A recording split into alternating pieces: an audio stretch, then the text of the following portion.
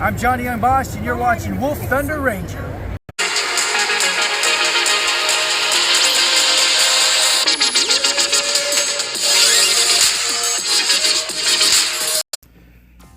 So apparently that whole Pigar thing did not work, so we're just going to go over this pretty much in tier order. So C tier we have Zaku, and I'm going to tell you, my experience with Zaku is pretty terrible. It wasn't the best. He doesn't look like he can put out as much damage as I need him to or want him to. I mean, maybe if I get more of the item range between range and physicals for him, maybe he'd do better, but I doubt it. Zaku 2 is just not up to par with today's game. It's just not him. It actually is him. That's pretty much it. The GM down there in C tier, guaranteed C. I mean, the moveset was eh. The damage output wasn't even technically even there, and I actually gave him some melee. And he was, like barely doing anything, so I just went with it, and GM just wasn't really cutting it for my blood here. Arios is, again, C tier. This character just drives me nuts. Like, his sub-weapon kit is just awful. It's just not there. It's weird. It's like he acts like he's trying to be a range fighter, but in reality he is actually more of a beam melee fighter without all the bull crap. So it's like when playing Arios, I'm just like, yeah, nah. He's not quite there. Not quite there. Anyways, on to the B tiers. Zeta makes the B cut. I mean, he's a very interesting one. You can build him with mostly range, or you can balance it out between pretty much melee and range. He does have a beam and physical problem going, so you have to make sure you have some extra percentage on those, and that is like actually a big deal.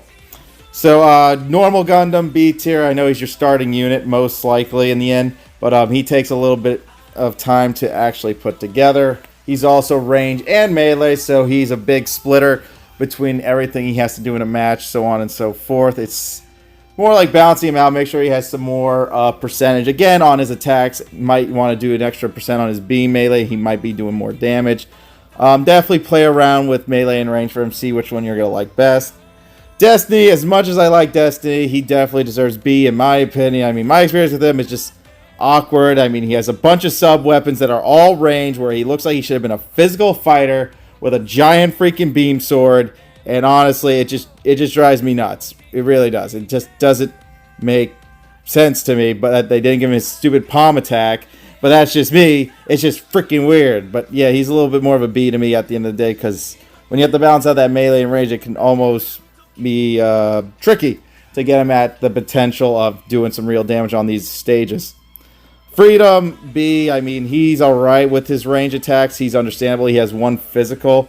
I mean, I would have liked to preferred if we got more of his beam percent up, but you gotta do a little physical percent as well, since physical is mixed in with him. So he's a bit of a weird character. Perfect Pack G-Self here is very B tier to me. I mean, he's also one of these fighters that has range, but he also has a physical range as his freaking attack. As his SPA, it's like, yeah, you could probably get his damage up to 1,000 per sub-weapon one shot. But that's not enough. I mean, that's 4 times. I mean, the max... I mean, even his explosion attack on his sub-weapon 2 does, like, decent damage. But it's not like something, like, game-changing type stuff. So, note of that. Crossbow number 2, definitely decent when it comes to damage. I was going to put him in, but then his combo string was very short term, so I didn't feel like putting him higher, but I did appreciate a lot of the damage output he actually can do. But I'm gonna put him at B because that versatility is bullshit, and he should have actually had more melee combos for having a giant damn spear. But again, that's just me. Unicorn was a weird take on this. Definitely a B to me. I know he's probably an A to some. It's just that Unicorn plays very rangy, when he looked like he should have been a melee fighter, but he's a range, and his SPA is a freaking melee. So again, I don't know why they did him like that. If they were going to do that, they should have gave him at least another, melee beam attack as one of his sub-weapons, but they made him all range, so wasn't having a good time with his combo strings. He was a little slow on some of his hits, but it is what it is. Typo ACD, B. Weapon startup was very slow, so I wasn't about that life. He could do some decent melee damage, but not like, again, not life changing. I mean, his sub weapon 2 is like, it's okay. It's not the greatest. I mean, he does a backdash, takes a little while for the startup, but if you get hit by a freaking mobile armor, you are dead. You are completely gone. Yeah. Gundam Latria, not too bad. I didn't want to put it at A because I think the other guy deserved it more. Latria has this physical thing going, but mostly that whole point of that physical is supposed to be like more air combo damage. So maybe like to really profit, Latria's SPA was to give him more aerial damage percent up, so he does more on his special, so that way you don't have to worry about giving him too many physical parts, but that's just me. On to the A's. Lubu Unicorn, very strong on melee. If you give him a full melee output with physical up, he actually can do a lot of damage and possibly 0 to death. ZZ, very strong, can do what the other one does, but this one's only slightly weaker than the other. Full armor obviously has all the good melt damage. This one requires more combos and setups with his, since he can't recharge his beams and stuff since he's not like that. But that's the whole point about Lucky Shot. But yeah, he had I played him and he had a really decent kit. Honestly, that I couldn't say, that's not B. That feels pretty A. Alex, believe it or not, with a proper kit of weapons and parts, she actually hits pretty well, which is kind of funny. So I actually gave her this A spot after she was my capital dumper, where I could grind so much money with her that I was just like, yeah, no, you're good. You're a good character. I'm not gonna get you the short end of the stick. You kind of deserve it. Easy A was actually an interesting play. How I went about him. I mean, I bounced him out on melee and range, and he actually was doing a balanced fighter work. So I definitely wanted to give him this A tier spot. Definitely plays really well with his sub-weapon kit. The Gelgoog Charge is actually good as well. It did some great melee, has some strong beams. It did what I wanted it to do. Its SPA is a funnel tech, so you gotta give him at least one range weapon. But either of that, if the range has extra beam damage, beam melee, then your character's gonna be just fine. And you'll still be able to put out some damage while that beam stuff is going on. Gun Cannon actually makes A tier because he actually did impress me with his damage output when it came to his cannon fodder. It was really strong. His sub-weapon 2 kit does a lot of damage, so that is good news to hear from me, obviously. Like I said, these are all personal experiences where I thought, like, yeah, this was pretty strong. Like, you could run this with friends and just kick ass, etc. Definitely one of the next pretty good, strong A in a way at the beginning. Can definitely hit pretty hard. So I definitely recommend for A's. Double X, really good, not too bad. The mace is great, sub-weapon 2 up. You can balance out his physical melee and still hit those pretty decent numbers. Definitely not as bad, but he definitely has that balance of an A unit that isn't so bad between him and G self. Like, I'd rather use Double Cross than G, because Double Cross actually has some good kits that's a little fast, can shoot, and his mace does break some boss barriers pretty nicely. So Zabi gets the A. I did like him a little bit. I didn't think he was too much of an S to like him, but he had a really strong sub kit at the end of the day that gave him the edge, which means you had to bank on him with some range attacks, so he actually hits like a damn truck. So yeah, just go with that if anything. Perfect Strike, obviously A, really strong on the range. Just give him a good amount of range. Give him some melee, beam range and melee if necessary. Just to kind of get his attacks up with his melee attacks and his beam attacks. That way you hit like a nice truck. Get some solid combos in on the weak points and really stick it to him. Revice, very strong for what he does. Strong damage output, great combo setup.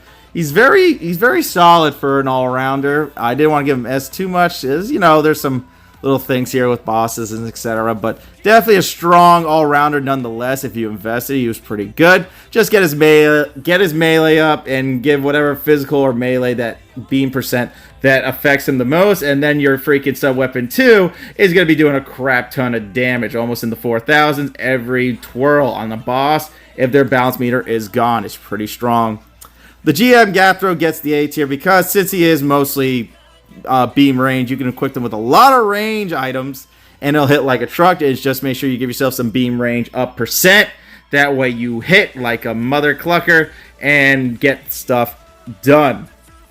On to our S's. Moon Gundam. Hell yeah. That guy pierces like a mother clucker. Make him all melee, and he will hit like a truck. Give his sub-weapon 2 attack up. He has a great shield. Blocks beams like a boss. So he's definitely the number 1 on this S tier function. 00 Quan over here is also S tier. Really strong melee. Again, equipped him with that physical melee up attack or beam, whatever is on his preference page. So he hits like a dang mutant. But yeah, definitely another strong all-rounder nonetheless. Narrative is actually another strong all-rounder. How I kind of based him off of, I guess I did 0 to death a character with him, and that's because I actually focused more on his beam slash on his sub-weapon too. So I gave him more beam melee, which gave him extra percent, which made him be able to combo and finish out the opponent in a couple hits. And that was actually a really solid thing I did. So that's why I do put him a little bit in the S tiers, because he actually does have that strong potential, especially with some of his range. Age FX, holy hell yes, an S. Great combos, great combo string, a great sub-weapon too. Definitely gets the job done. His sub-weapon ones can break the barriers, which starts your combo setups to popping your opponent in the air and starting a nice combo string. Honestly, Age FX is like just solid in that matter. Turn A is actually really good too. I love her sub-weapon 2 kit. It's really not solid. Does almost like 3,000 per throw, which is great nonetheless. And still doing piercing, which can break the mobile suit's barrier, which can let you do some back combos for some extra damage. So usually I try to melee her out with maybe one range item, if anything. But she definitely hits where I want her to hit. New Gundam, also good on S tier because it's actually pretty balanced with its range and melee attacks. So if you give him some percentage on his beam, sword, and stuff like that, beam range, percent up, he will be doing some really solid damage for you guys in the future. Rebake, holy hell, yes, he's an S tier. This guy destroys mobile armors. He does a crap ton of damage on sub-weapon 2. It is amazing. Very strong. So pretty much how I even based this tier list was mostly on how good is their sub-weapon 2 and what can actually be game-changing about it. Pretty much those types of facts. Ones that really stood out to me were these S tier characters, sub-weapon 2s, because they were the strongest and the breaky barrier-ist.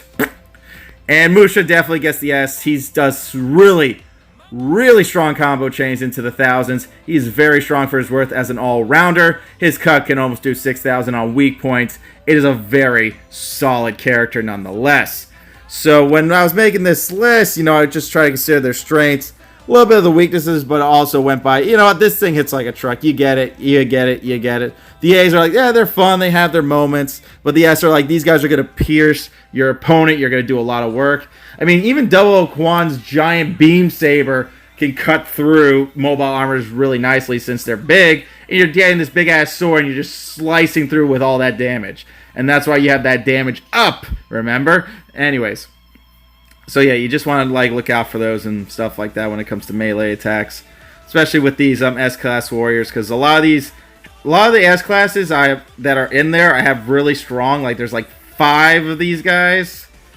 I think there's 6, which is Moon, 00, Narrative, FX, Musha, and Turn A. Really solid with their melees, and the range on Rebake and New are pretty dope as well when it comes to their damage output. But anyways, guys, that is your all-rounder tier list. I'm sorry about the first upload because for some reason my recorder would not record pick art. That's a freaking weird thing. I got to figure out what the hell that was about. But there's your all-rounder tier list. That's all you need to know. Oh, maybe updates. Maybe. We'll see how the day progresses.